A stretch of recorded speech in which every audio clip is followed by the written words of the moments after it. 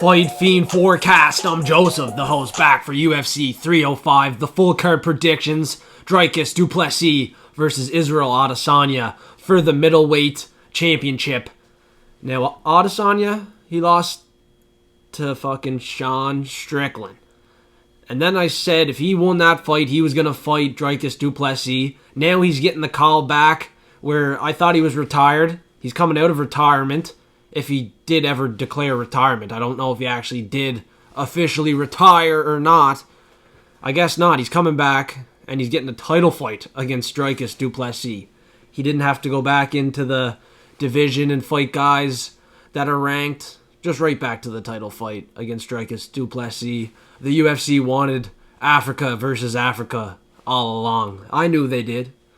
But I thought he would beat Sean Strickland. So how can I trust in the favorite in the main event, Israel Adesanya?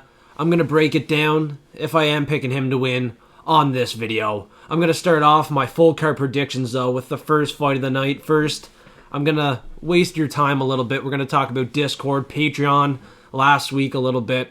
We're going to make it quick. Smash the like button before we get going. Suplex the subscribe button if you have not yet subscribed. Now, first off, Discord is absolutely free. Hit the link in the bio there. I was just talking in the forecaster lobby. Talking with some fiends and forecasters. We're having some fun in there. There's a fucking spot to put your wins as well. I have a UFC picks channel. My lock of the week channel. Dog of the week channel. Props of the week channel. I have free bets in there as well. Forecast lobby though, it's pretty active. And it was getting heated. I calmed everybody down. We're all focused on the present, how we're going to make some money on Dana White's Contender Series. There's some dogs barking, and there's some dogs barking at UFC 305 as well. We got to be careful on the favorites, and we got to be wise with our money. Last week, you know what? I'm going to be honest, I lost 26 units. How did I even get to the point where I was putting 26 units down on a card like that? UFC Vegas 95, it stunk. My bets stunk at least. 6-4 on the picks. Someone said that's not as good as usual. That's still 60%, buddy. And 70% on the picks in the last 3 events. So in the last 3 events, I'm 70% on the picks. I've only missed the one and only lock as well. And it was literally that fight card. Charalampos Gregorio. He let me down. I thought he was going to get the finish. Jason Herzog had something else to say about that, though. He wasn't looking to stop the fight. He was being generous. And it led to Gregorio gassing out. He got submitted. He tapped out. He's a quitter. I thought he could go and get the win. He couldn't do it. He was the lock of the week. I let people down. I feel like shit. But I'm coming back. I'm looking to have success. You know, I'm going to strike back. And I'm going to get my money back. There's no doubt about that. I always come back, get my revenge. But you should never chase your losses. And yeah, I chased a loss. I put fucking Chris Gutierrez by knockout on a treble bet. I doubled down. I already had enough units on him. Single bet. But I put him in a treble with Yana Santos decision. That hit. And then Danny Barlow knockout or decision. Played it safe, thankfully. He won a decision, the forecast of the week. It didn't shine. We didn't need the glasses. I can't throw these glasses, though. They're too expensive because, you know what? The last couple events, looking at my profit, I profited 40 units on the event before that. So to lose 26 units, you know, I don't really care. I won 40 units the week before that.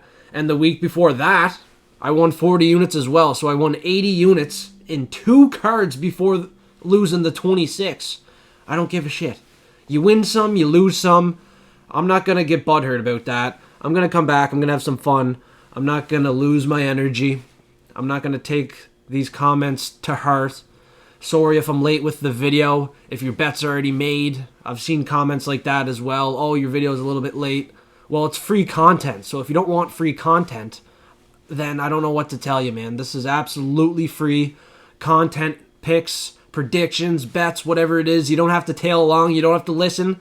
You can go to the next video, but this is quality content in my opinion. I've had success. I've gave out the locks for absolutely free. I hit 3 dogs of the week at one point. Julian Erosa, Hyder Emil, Paddy Pimblett. Gave them out for free. The props of the week. The prelim prop has hit in the last 2 weeks. Yusuf Zalal submission plus 275. And then I gave out Shamil Gaziev plus 125. Submission or a decision. I'm doubling up your money. I'm not giving you out a minus play here. Minus 100, minus 200. I'm not leaving you in the dark with that. I'm making sure I'm giving you a plus money play. I'm not going to collab with somebody else to lock in on a favorite. I don't need to collab with 2-3 other channels to pick a favorite. Okay, we're going to start these picks right here, right now. We're going to make them quick, and they're going to be accurate. Hopefully. Last week was 6 for 10. That's still 60%. Okay, the locks are still goddamn hot. We lost 1 lock out of the last 10. So probably more than that. That's just a quick number. 9 out of 10 on the locks. We're still making money. We made 80 units on the last 2 events before losing 26 units. That's what I lost. I lost 26 units. And how in the hell did I put 26 units, 30 units on a fucking... Honestly, I knew it was going to be a sweaty card, stinky. I shouldn't have went as heavy, but I did it. I'm a degenerate sometimes. I had a couple good weeks, and I was like, okay, I'm up some money. Let's throw down on this one. It was not the card to throw down. It was not a card to dump your money on. I said that on my prediction video. I said the truth. I keep it real, but sometimes I don't listen to myself. I would advise you to. I'm trying to be honest. I'm trying to give you some good insight and stuff. We're going to start it off with UFC 305, the prelims. We're going to do our best to break down each and every fight on this card as accurately, as honestly as possible. Hopefully you like the picks. Hopefully you can make some money. I'll be back each and every week. Dana White Contender Series, UFC fights, it doesn't matter. I'm here to give my picks, predictions, and this is just what I'm doing. So we're going to start it off with the first fight of the night. Stewart Nicoll versus Jesus Aguilar. 10-2 Aguilar, 8-0 Stewart Nicoll. And Nicoll, he should come in here as an undefeated prospect and look pretty good. He is fighting in front of the fans that are going to be cheering for him. He trains in Australia. He's fighting in Australia. He wasn't born in Australia, though. But he is very good. His takedowns are good. He's not getting the knockout with his big power on the feet. Jesus Aguilar probably has more one-punch power in this fight. We've seen that against another Australian that he fought, Shannon Ross. But Shannon Ross was 13-7, no chin, gets knocked out all the time. He got caught with that overhand right. Stewart Nicoll is going to find that overhand right. He's going to counter it with his own shots.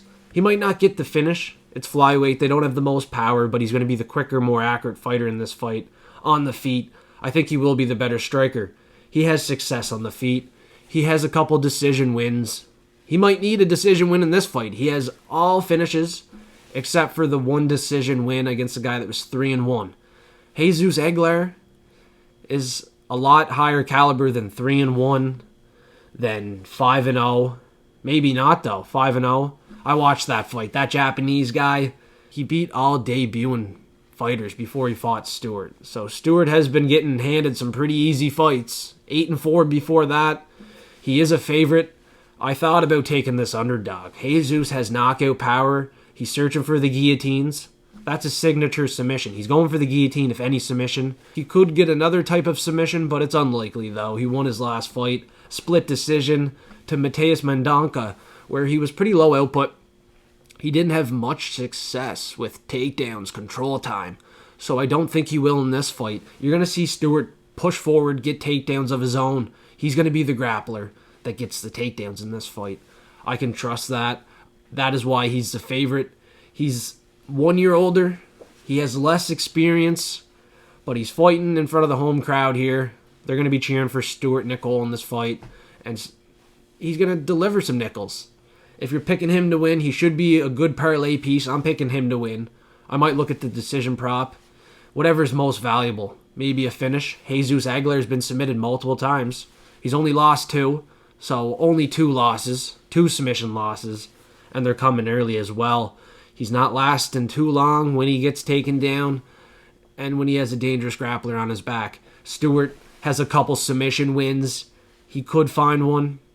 I would say he just gets it done, split decision on the judges' scorecards, who are going to be favoring him to win this fight on the first fight of the night in Australia. He's training there. He's been fighting there. I think he has some success in his first fight of the night. He was supposed to be fighting on Dana White's Contender Series, though. So let's be a little bit careful. Not too heavy on this parlay piece here. Stewart Nicoll. He's going to be in like the Australian parlay, but like a lock parlay, something like that, I don't really think so. He has something to prove in this fight.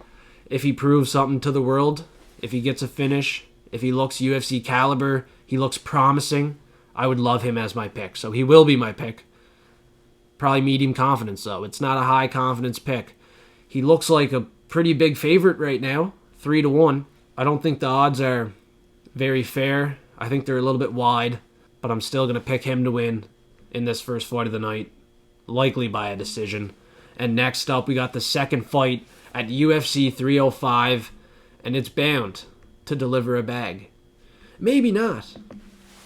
Maybe not. It's the prelims. The prelims are pretty difficult to predict. We haven't seen much of these fighters a whole lot. They're still pretty new to the UFC, but these two guys here, Kenan Song and Ricky Glenn, have been around.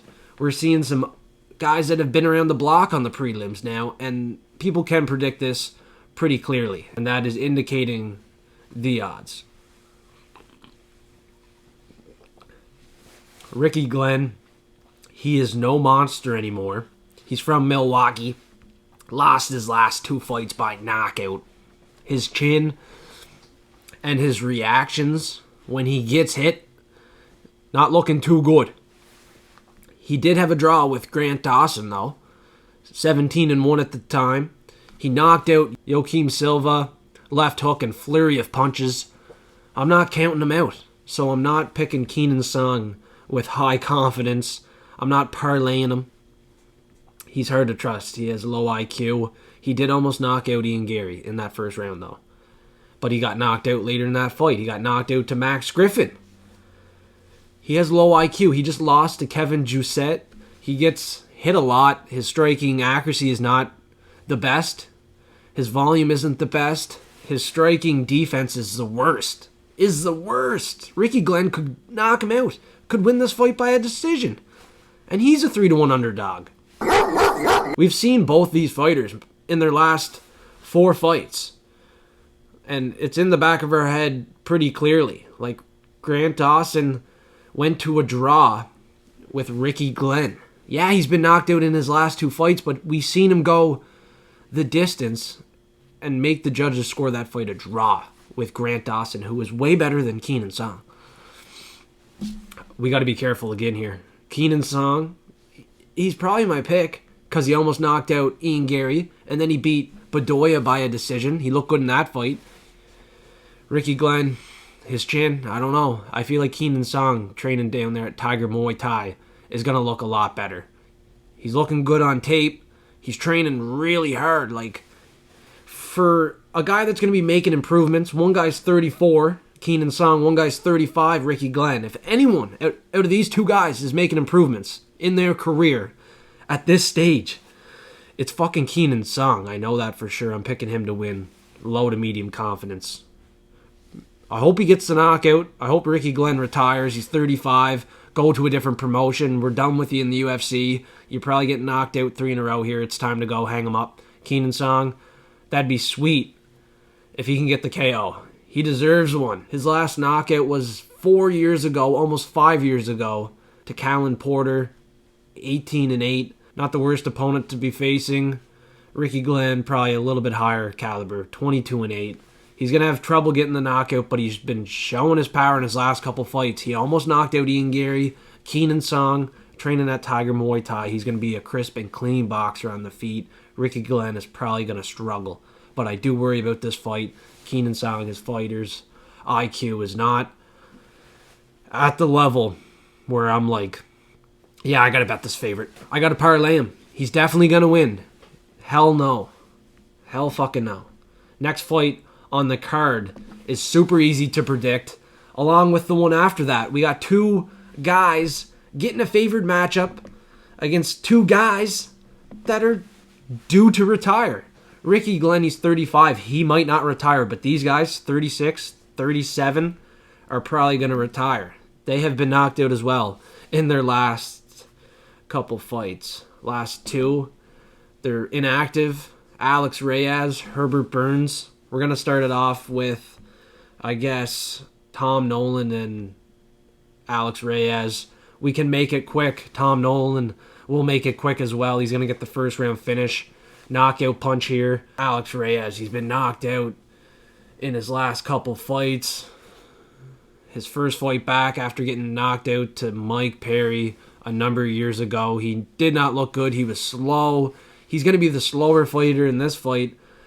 And Tom Nolan has 5 knockouts, 4 in the first round. He just knocked out Victor Martinez with a knee and ground and pound in the first. Yeah, he got knocked out to Nicolas Mota, but Alex Reyes does not hit as hard as Nicolas Mota.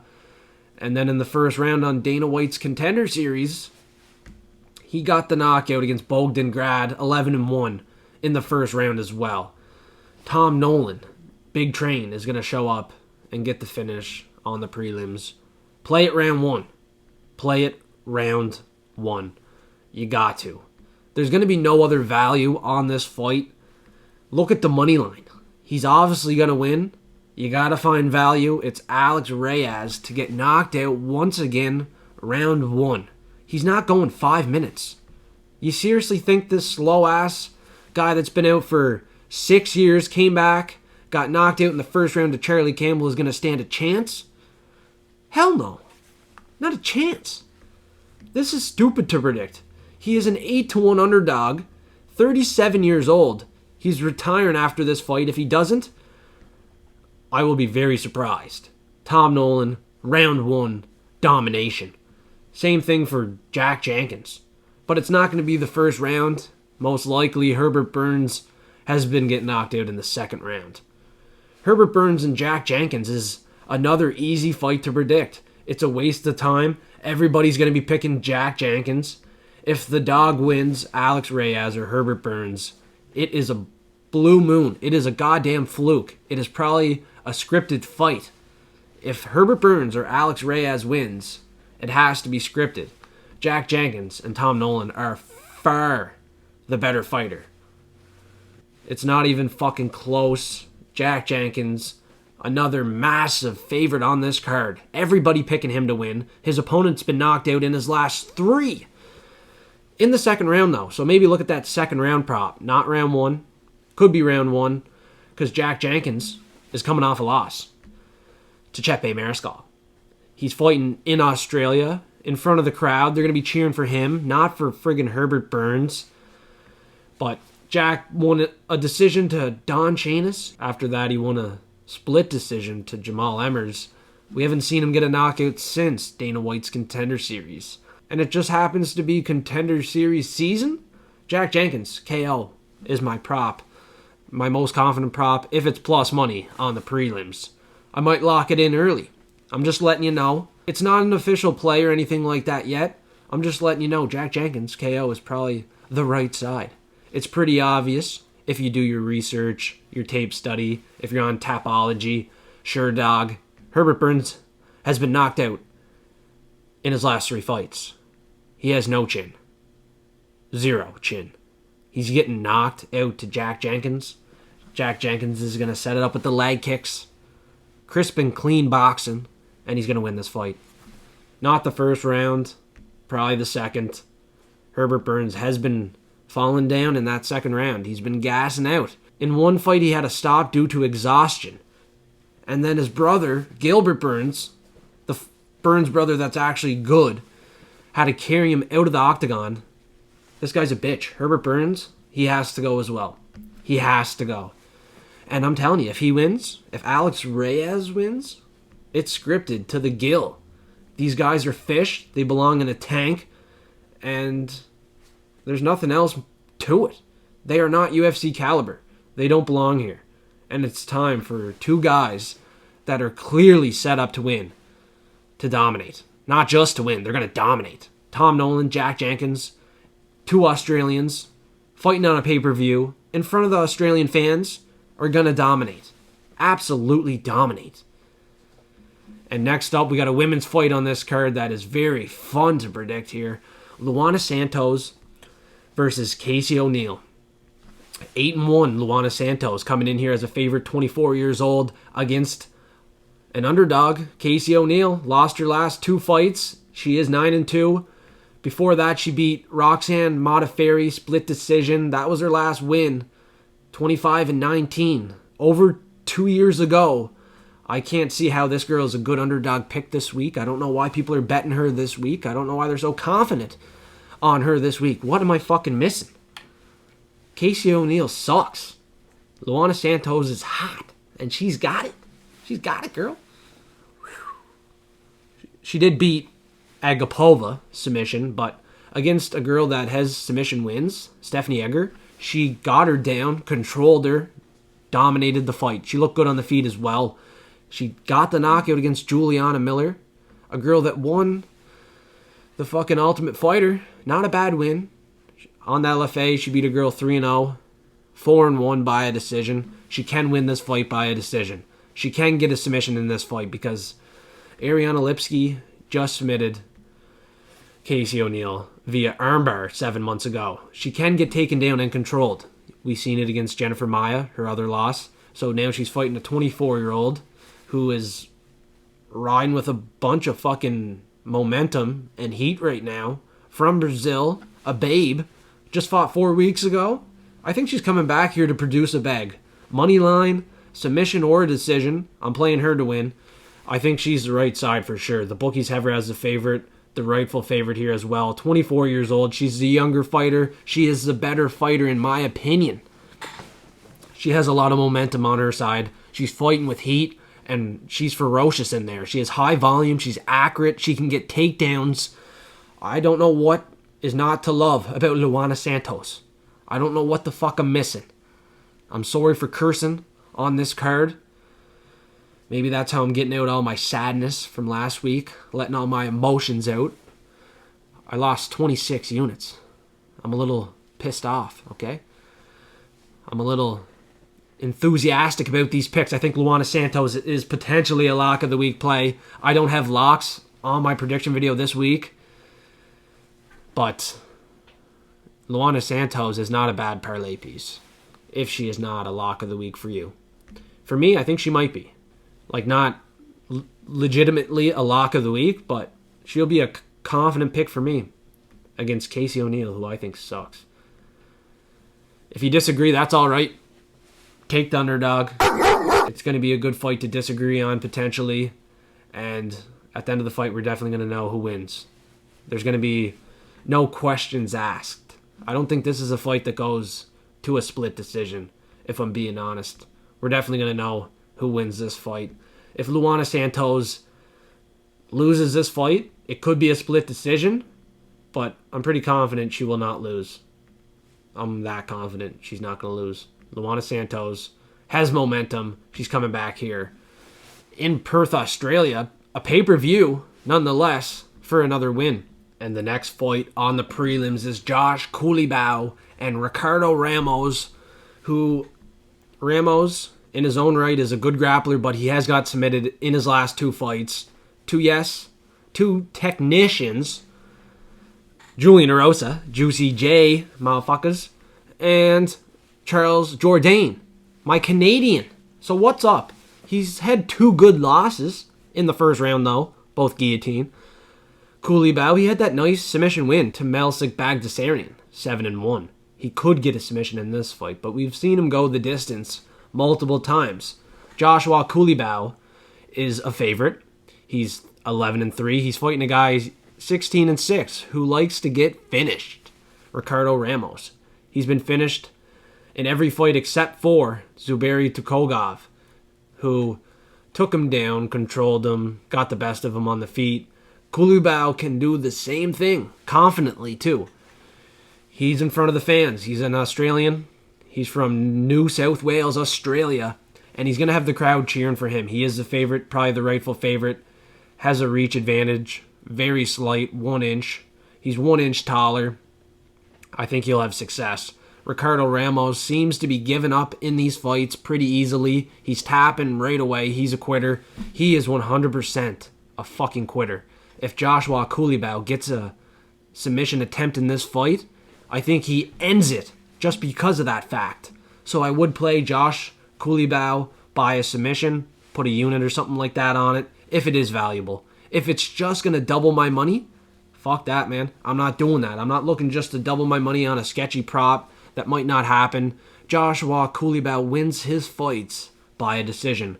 Constant pressure, volume. He can get takedowns, control time too if he wants to.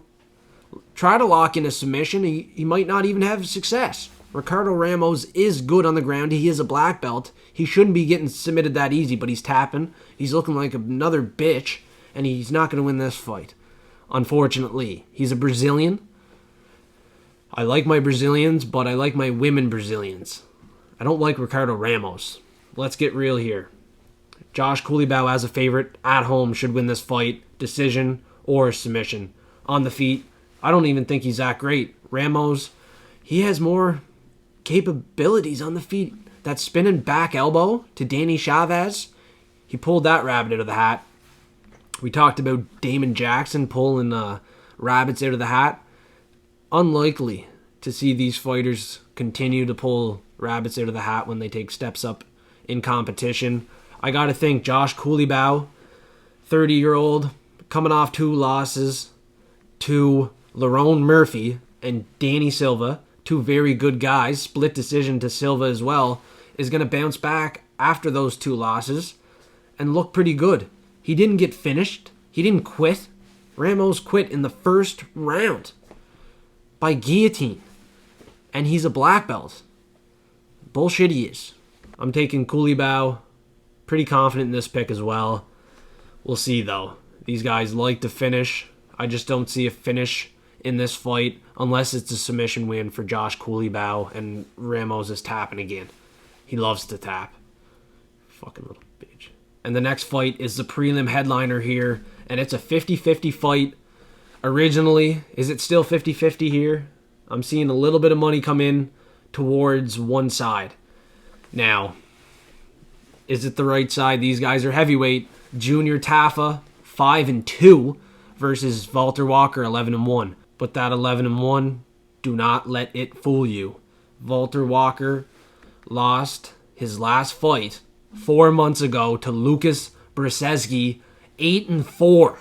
Unanimous decision. He was my lock. He let me down. He made me look like a goddamn idiot.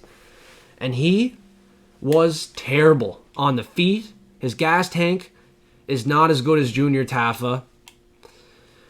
Now, Junior Tafa lost the decision to Muhammad Usman, where Usman gassed him out, got takedowns, control time. But Valter Walker, his takedowns in this fight, I know he can get them, but I don't see him getting them. I don't think his takedowns are as clean as Muhammad Usman. I don't think he has the power and weight behind them.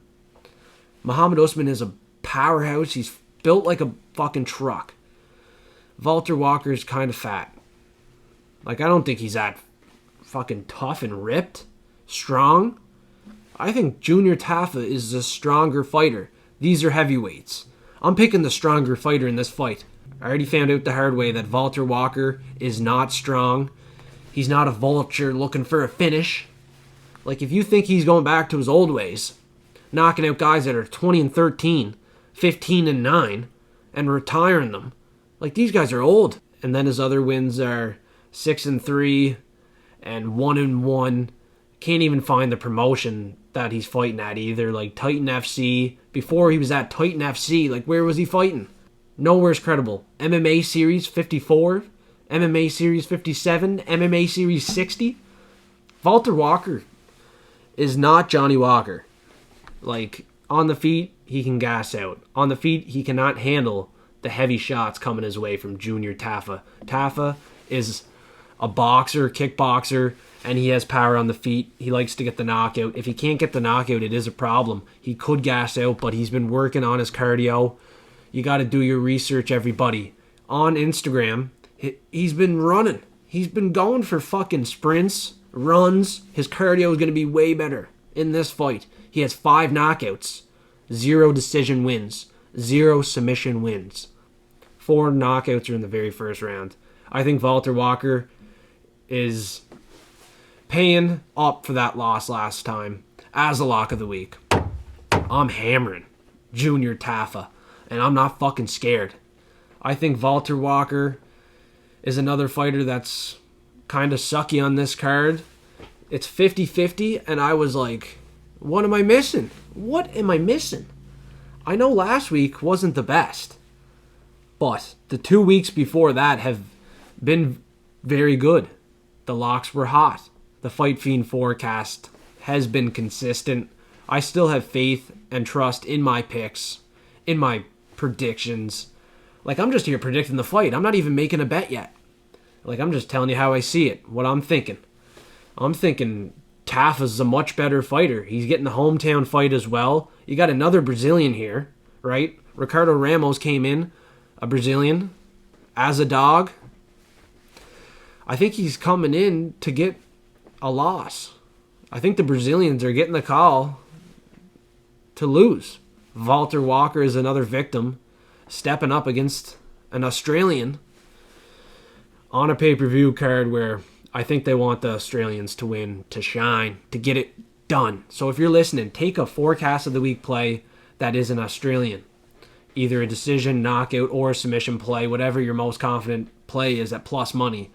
If we can get Junior Tafa at plus money by knockout, that is a gift. I think Valter Walker has a serious chance to get knocked out, to prove that his striking is not good in this fight.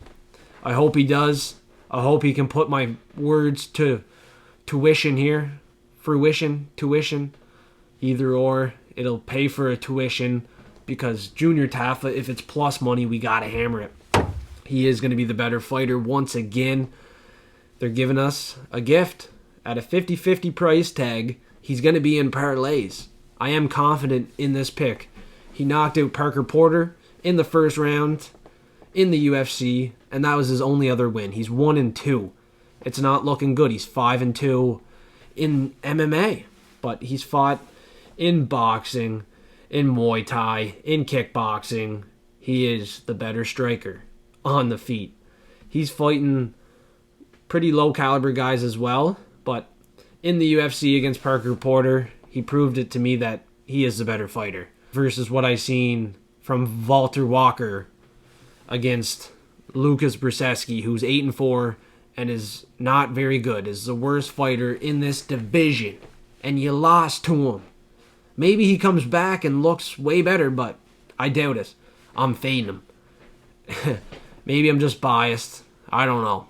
I hope I'm right, though, because I hate Valter Walker now. I locked him in. He made me look like an idiot. You got to be honest with yourself, too. If you seen that fight, would you be betting this Valter Walker guy, even if he was an underdog? I don't even think that'd be intriguing enough for me to go take Valter Walker. Even if I seen $3, $4, maybe even $5, I'd probably still say, fuck Valter Walker. I'd take Junior Tafa as a 5-1 favorite. He's probably getting the knockout, and I hope he gets it in the first round. Get rid of this guy. He is not UFC caliber from what we all seen against Lucas Brzeski. And now I'm moving to the main card, so before I get going, smash that like button, suplex the subscribe button. I really appreciate that support. I appreciate all the fiends and forecasters tuning in for another wicked pay-per-view card. I'm excited for this one. I feel like we're going to make some good money. I feel like my picks are good, but I don't want to get overconfident. I don't want to get too cocky because last week I lost 20 units. So this week we have to be profitable. We have to be safe. But with that being said, we're going to send it and we're going to fucking get paid. In this first fight on the main card, I'm taking my dog of the week pick here. It is a very high confidence pick for me. I don't know how I landed at 89% confidence for Jingliang. Li Jingliang. Butchered his name, the Leech. Versus Carlos Prates, 19-6. He's a good, moderate favorite in this fight. But he's fighting a guy who's win, loss, win, loss, win, loss, due for the win. The Leech is due for a win.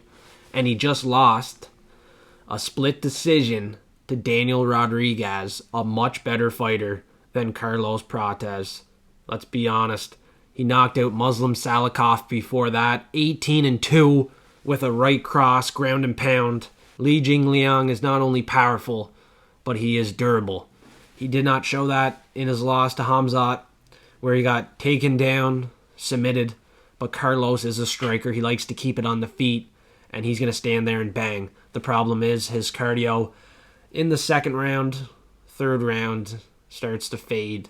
And I 100% can guarantee if this fight gets extended past over 1.5, we have the better fighter, Li Jingliang, with the better gas tank, the better durability. And at this point in the fight, over 1.5, he's going to hit harder. He's going to look for the finish. And Carlos Prates can get slept. He just knocked out Chuck Buffalo. That guy had no UFC experience, 9-3. He almost lost to Trevin Giles, 16-5, before he found that knockout punch. He was losing that fight. He did not look good. That was a pick that I was like, okay, we're going to take the loss here. It happens. The Contender Series fighters don't always turn out in the UFC and beat all these guys that they should. I thought Carlos Prates was going to lose a fight that he definitely should have won. He was not looking good on the feet. He was inaccurate. He was gassing out. But thankfully, he did not completely gas. He was my pick. I had him by KO. He got it done. 11 months ago on Dana White's Contender Series as well, he knocked out a guy 7-0. Straight left hand. There's no doubt this favorite has power. I'm not saying he does not have power. I'm not saying he can't get the knockout. I'm saying over 1.5, once this fight gets extended, which I think it will because Li Jingliang is super durable. He's fought Khamzat, Muslim Salikov, a way more technical, composed striker than Carlos Prates, a guy with power as well. Although he's old, he still has power. Daniel Rodriguez, he still has power as well. Santiago Ponzinibbio, he has power, but the Leech knocked him out. Left hook 3 years ago. He hasn't got a knockout in 2 years since that Muslim Salikov fight, but his last 2 wins come by knockout. So if I think my dog of the week gets it done, I think it's going to be a KO. I think he's going to floor Carlos Prates, maybe even sleep him one punch. Li Jingliang hits hard. He's no bum. Now, we're picking a moderate favorite on this card who trains with Li Jingliang. Did you forget about that? Maybe you did. Maybe you did. Kenan Song has trained with Li Jingliang. He's a moderate favorite. Everybody's picking him to win, but this underdog, we're just going to pass this guy up, and we're going to pick a guy that fought on the Contender Series fucking 11 months ago and almost gassed to Trevin Giles, who was very low output. You know Li Jingliang is not low output. We know he can push forward and is durable. I don't know why he's such a doubted underdog in this fight. I don't know why everybody's so confident on Carlos Prates. Maybe I'm the guy that's just overconfident on my picks. Maybe I'm missing something. Maybe I'm not seeing this fight correctly. I think this dog of the week is going to cash. Carlos Prates is not a pick I'd be positive in at 3-1. Fighting a guy with UFC experience. Real high-level UFC experience, with that being said. I hope you understand that Carlos Prates was fighting on the Contender Series for a fucking contract 11 months ago, and he nearly gassed to Trevin Giles. He looked like shit, and he had low output. I'm taking Li Jingliang, the Leech, with 89% confidence as an underdog. There it is. The dog of the week. Hopefully it's one like Julian Erosa, Hyder Emil, Paddy Pimblett. They were all very good underdog picks. I'm crossing my fingers on this one that I'm seeing it right. If he does get knocked out, Li Jingliang, the hell with it. It was a good try anyways. He hasn't been knocked out in his last 3 losses. Who was the last guy to even knock out Li Jingliang? I'm breaking this fight down for a while because I want you to know Carlos Prates is not a safe pick. Jingliang, never knocked out. 6 decision losses, 2 submission losses. He's never been knocked out. He has 10 knockouts of his own. And he has 3 in the second round and 2 in the third. His power gets extended late. He has cardio late. He's durable late. Jingliang is a full package for the dog of the week this week. I'm very confident in the play. Now let's see how it goes. And next up on the cards, we got the one, the only Tuivasa, Tuivasa from Australia. He's a dog. I've only picked the one dog, and I was very confident in that pick. Now I'm going to turn around and take another big dog against a moderate favorite. But this time it's a little less confidence, okay? Tuivasa, I think he will find a win. He lost his last 4. He's fighting Jairzinho, Rozenstruik, who beat Shamil Gaziev in his last fight, but he never really landed a one-punch shot that floored him. Gaziev was alive for the first 3 rounds of that fight. The knockout occurred in the 4th. And Shamil was still going. He still had gas for those first 3 rounds. This is a 3-round fight, okay? Tuivasa, coming off 4 losses at home, is going to swing for the fences. And I would not be surprised if he gets it done. I don't think his chin is gone like everybody else thinks. Unless I'm missing something again. Like, why is everybody doubting Tuivasa's chin? His last loss, 4 months ago, he landed a shot in that fight, elbow, I believe, that split Tybura opened. That forced Tybura to grapple, go for the submission, and end that fight, because if he did not get that rear naked choke, if Tybura did not get the finish in the first round, he knew the doctor was probably going to come in, look at the cut, maybe stop it, TKO stoppage, and he also knew that cut would get worse. Tuivasa would continue to land the elbow and continue to push forward. He will push forward, and Jairzinho Rozenstruik will walk backwards. He's not going to want to engage in the striking with Tuivasa. He's going to be hesitant, and that'll be a problem. You can't be hesitant. You're going to have to look for that counter shot, Rozenstruik, which I don't have faith in you to do, because Gaziev, who is slow, who is a sloppy striker, you had no success in the first 3 rounds. You never showed to me that you can get a one-punch knockout shot. He was a dog of the week pick for me. He was the underdog in that fight. But as a favorite, 36 years old, he's still slow. He still has not proven much to us. He knocked out Chris Dawkins other than that, put him on a chair.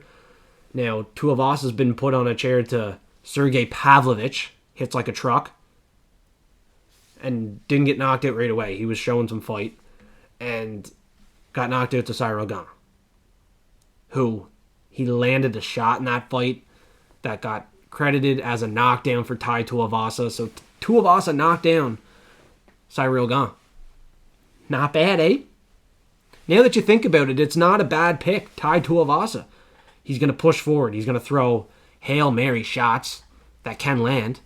He was on a big 5-fight win streak, something like that, before these 4 losses. He's not going to continue to lose like Tony Ferguson, let me tell you that. So this dog of the week is going to show up for his fans and is going to look to do a shoey. Now, I've done some crazy shoey bets, pants beers in the past, and I'm bringing it back.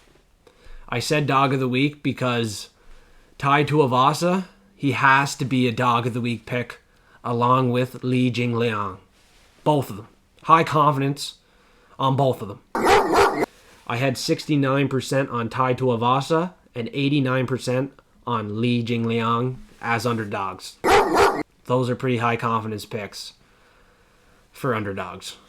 They're both going to be dog of the weeks. You can single bet them both. You can look at the props for both of them by knockout. And you can thank me later. These are my 2 most confident underdog picks. It's hard to choose just one because Tuivasa is our guy. Tuivasa, the home of the shoey. I can't go against him. Not at home in Australia. He's going to be doing a shoey. I can see it now. I'm going to be doing a shoey as well if he loses. If he wins, I'm still doing a shoey. I don't give a shit. I love doing shoeys. So tune in. Tai Tuivasa, win or loss. I'm doing a shoey, and you're doing a shoey. Jairzinho Rozenstruik is 36. He's slow, and he knocked out Gaziv with a flurry of punches. Not even a flurry of punches. Just constant pressure and power. And the doctor or the corner stopped it. Something like that. It was never a one-punch knockout. We've seen it against Christakis. I don't think we're seeing it in Australia when Tai Tuivasa has lost his last 4. He landed a clean elbow against Marcin Tybura in his last fight that caused a big cut, caused Tybura to bleed, and he got a big knockdown against Cyril Gane. For those 4 losses, there is a ton of positives to pull away and a lot to look forward to for Tai Tuivasa. If he does lose this fight, which we do not want to see, he will not retire, he will not hang him up, and he'll go nowhere. He's still one of the best heavyweight fighters, entertainment-wise, in the UFC.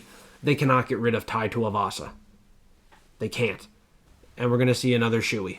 It's a pay-per-view card. He's lost his last 4. This isn't like a fight where we're like, oh, he's fighting to step up in competition. He's won his last number of fights. No, we're at the point now where he's lost 4 to higher caliber guys. I think this is one now that he can potentially win in front of the hometown fans. I think he can get his hand raised and get that knockout shot. He is still showing a lot of positives in his losses. We talk about the elbow to Marcin Tybura that caused the cut, the knockdown to Cyril Gane. Those are significant reasons to back Tai Tuivasa in this fight. He has balls fighting Sergey Pavlovich as well. So Tai Tuivasa made a run for it at the upper echelon of the heavyweight division, the top 5, top 3. He's not going to get there, but he is going to be the most entertaining fighter in the division. We still got 3 more fights to predict at UFC 305. And the next one is another moderate favorite. I just picked 2 underdogs. We're taking another favorite. We're taking him by a decision. He's a much better fighter. Mateus Gamrot versus Dan Hooker. Dan Hooker is a very good, entertaining fighter with power. He even knocked down his last couple opponents. Gamrot's been knocked down in his last couple fights. He didn't look very good against Jalen Turner. I think Dan Hooker had the better fight against Jalen Turner. But when he gets taken down, which he will, he likely gets controlled for a bit, or he gets back up and gets taken back down. And then he starts to gas himself out.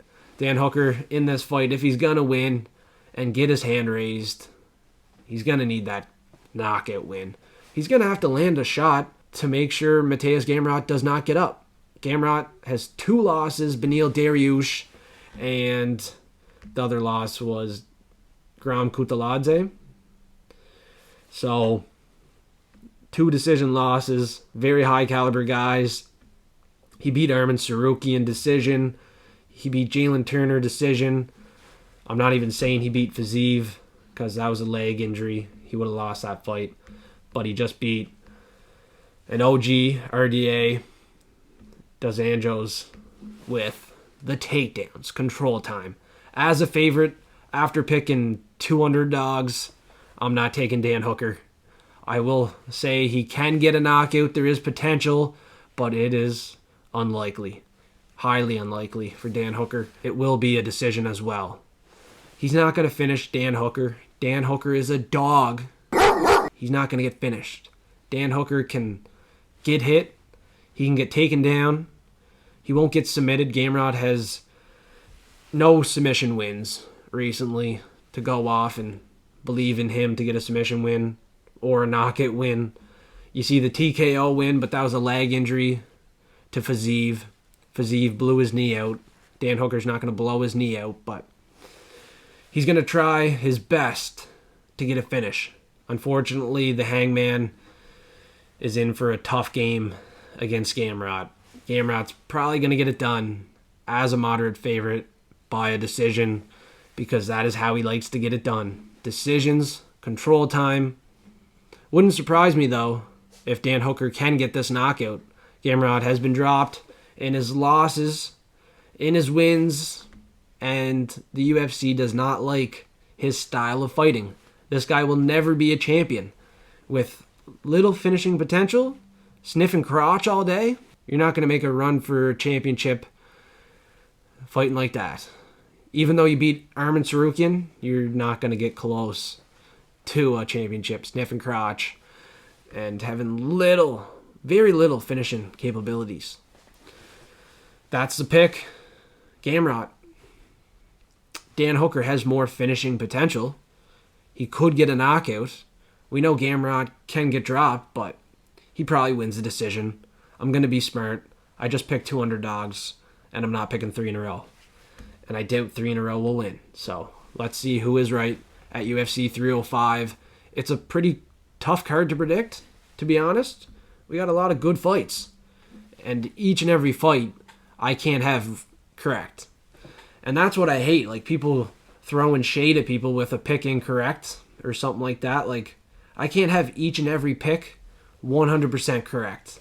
And I can't come out here each and every week and be consistent. I want to be. I'll try to be. But realistically, you just can't. No one can.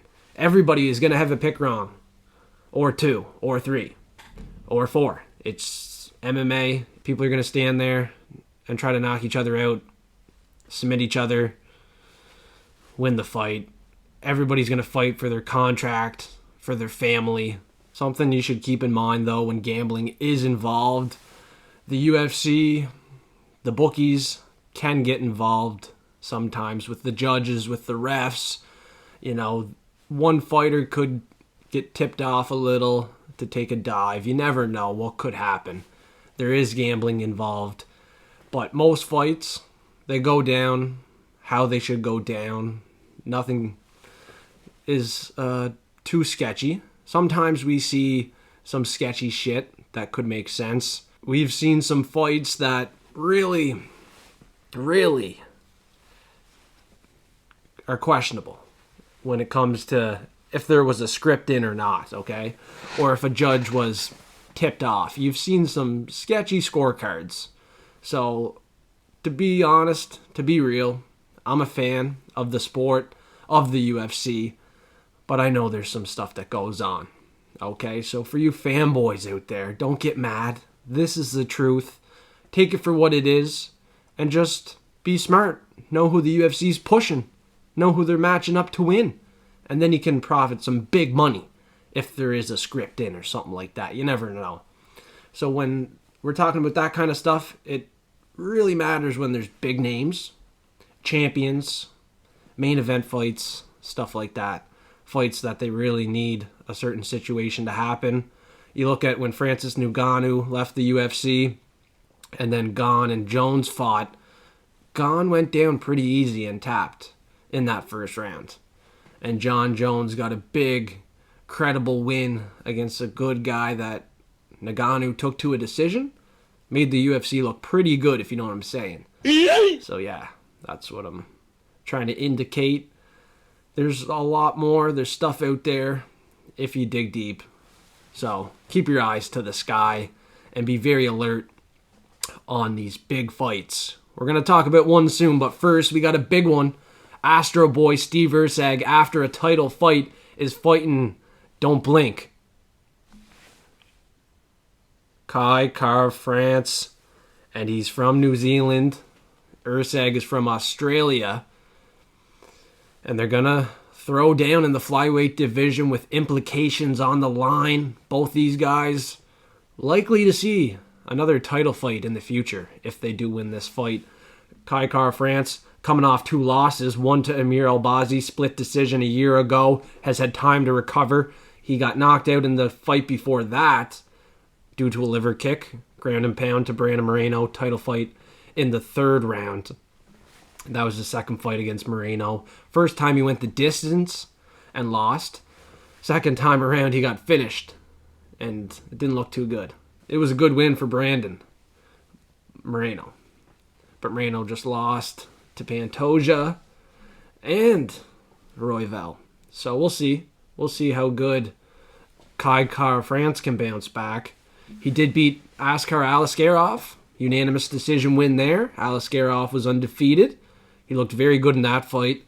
Cody Garbrandt found the knockout in that fight. No doubt about that. Cody Garbrandt moving down to flyweight, having trouble to cut weight. Did not have anything to answer the speed of Kai Kara-France, which is a problem. His speed, his accuracy, speed kills. That's why he gets the knockout.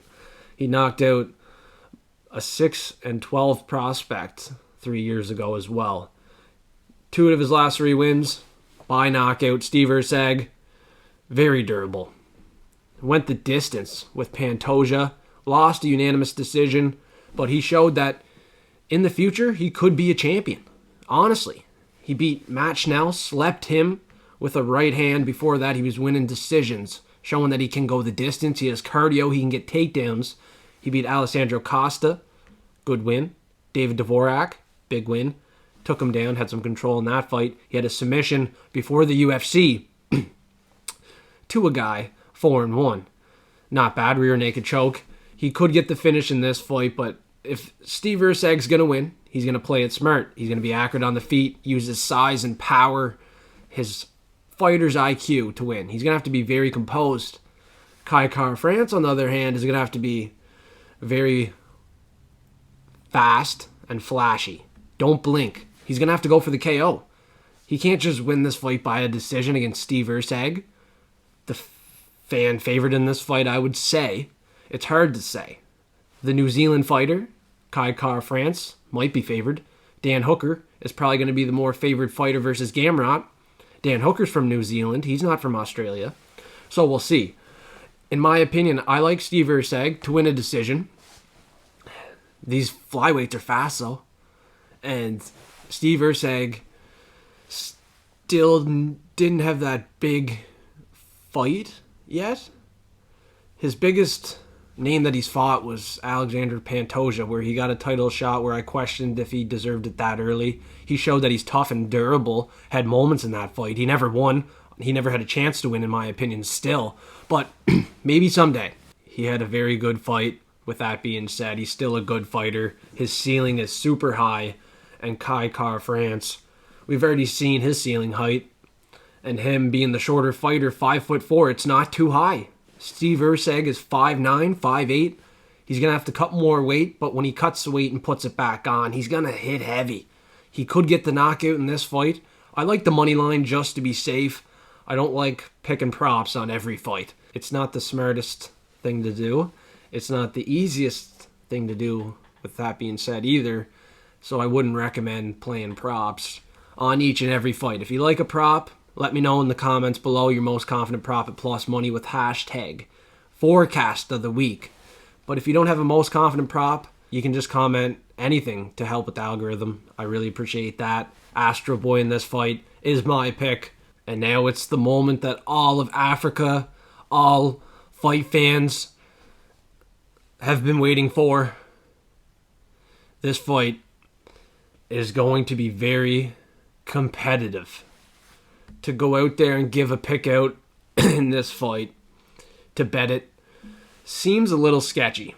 Adesanya, he's coming back here. He lost to Strickland. He didn't look good. Dricus beat Strickland in a fight that I didn't think he deserved to. It was a split decision. Strickland was the champion. You don't deserve to be stripped by a split decision, in my opinion. That's kind of greasy. Adesanya, he took some time away. Understandable. He had some accusations going around about him. But he's coming back as a favorite. He's getting a title shot right away. I think he wants his belt back. Strickland's out of the way. Pereira's out of the way. And he has been the best fighter in this division for the last number of years. He can go the distance. He has the better fighter's IQ.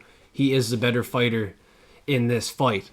But there's a but. This is why I don't know if I'd bet it. I don't know if I'd give it out as a free pick, free play. I would have to show you, the units down or something like that. Because Dricus, Plessis, he pushes forward. He can get takedowns. Israel Adesanya was taken down to Jan Blachowicz, and he does not like the pressure. We all seen it against Strickland. He did not like to get pushed back up against the fence. He even got knocked down in that fight. Dricus, Plessis, his cardio is fixed. He pushes forward. He can get takedowns. I'm very scared on my pick. There's money coming in on Dricus du Plessis. A lot of credible people that are sharp are taking him to win. He can get takedowns. He could control Israel Adesanya, who looked like dog shit in his last fight. The last style bender, we might have seen the last of him. He's my pick. He probably wins the decision. It's probably a split decision, unanimous. If he can show us he's still that guy. I don't know if he is. At plus 140, Dricus du Plessis is not a bad pick. He's not a bad dog of the week play, but I'm not picking him to win. He is the champion, and he is an underdog. That's crazy. He pushes forward. He can get takedowns. You might not agree, because Adesanya, he knocked out Potan in the second round, counter shot.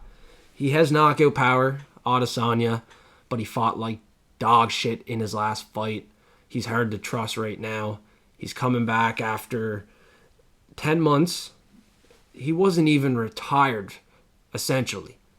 He was only gone 10 months. That's a normal duration to be away from sport. He didn't even really take a break. So he's coming back. He's going to look better than ever. He's looking juiced. So I think he should win. Knockout, potentially, if that is what the UFC wants. I mean, he knocked out Pereira. Pereira was cutting weight. It was tough for him. And then we seen him move to a different division. So the UFC definitely knew Pereira was not going in there that night to win. 100%. He was moving up a weight class after that. He had a tough time cutting weight. I'm not taking anything away from the last style bender. But come on, guys. There's a couple fights that are a little iffy, a little sketchy. I can smell something going on. The style bender in this fight, he could have something go on, and he could be the guy the UFC wants to win. I think he is going to be the guy that the UFC wants to win. They're giving him a title fight after losing and looking like dog shit. He probably comes back here and picks up the dog shit Dricus du Plessis. I'm not a fan of this dog play either. Some people's dog of the week. I think Izzy will pick up the dog shit, take it out, win a decision, get the belt back. That's what it is. It's UFC 305 in Perth. That's what I got for you, Fight Fiends and forecasters. If you don't like some of the information that I'm saying, you don't have to take it to heart. You can just tell yourself I'm not telling the truth. Okay, but each and every fight card, each and every prediction video, I'm going to try to find value. I'm going to try to be honest and relay the information to you as you should to me. If you got a most confident prop at plus money on this show, put hashtag forecast of the week. And you can become the forecaster to lead the way. Frank Bush, he's been leading the way. Last week it was rough. It was really rough for everybody though, so he could be the guy again. Frank Bush is the motherfucking guy. But if we want to pick someone new, pay-per-view event, we got a lot of people watching. All what you got to do to be the forecast of the week, to become that forecaster that I tail along with, put money down on your play. All what you got to do, put hashtag forecast of the week, put your most confident prop at plus money, and you have to comment it on this show before Thursday. Thursday night, I'm picking the forecast of the week, and I'm making the bet. I'll give it out on Discord. Absolutely free. And I'll be back most of the time Friday night. Saturday morning, a lot of people's bets are in. But you can bet right before the fights if you want. You don't have to. You can make some last minute bets. You can just come back for free content, entertainment. It doesn't matter. I really appreciate you tuning in nonetheless. Thank you for tuning in to the Fight Fiend Forecast. UFC 305 full card predictions. I hope I helped you out. I hope we can all make some money and have some fun on this fire card. The lock streak's gone. It's looking to get relit. The dog of the week has not been barking. It is now time for the dogs to bark. We got two of them on this card. Like I said, Discord is free. The dogs will be in there. Patreon, $5 a month, exclusive early access to not only the picks with the confidence levels and the method of victories, but to the line movement tracker. The odds are going to move throughout the week. I'm going to update it, and I'm going to show you the line movement for $5 a month. And I'll show you each and every bet as I place them. It's up to you. Whatever you like to do, the power is in your hands. From this point on, Fight Fiends and forecasters, tune in Friday night. I'll try to get it out there earlier for some of yous. It might be Saturday morning, whatever it is. Come back to the props and parlay show. I'm giving out my prelim prop, main card prop, locks of the week, dog of the week, forecast of the week. Let's get it. Thanks for watching.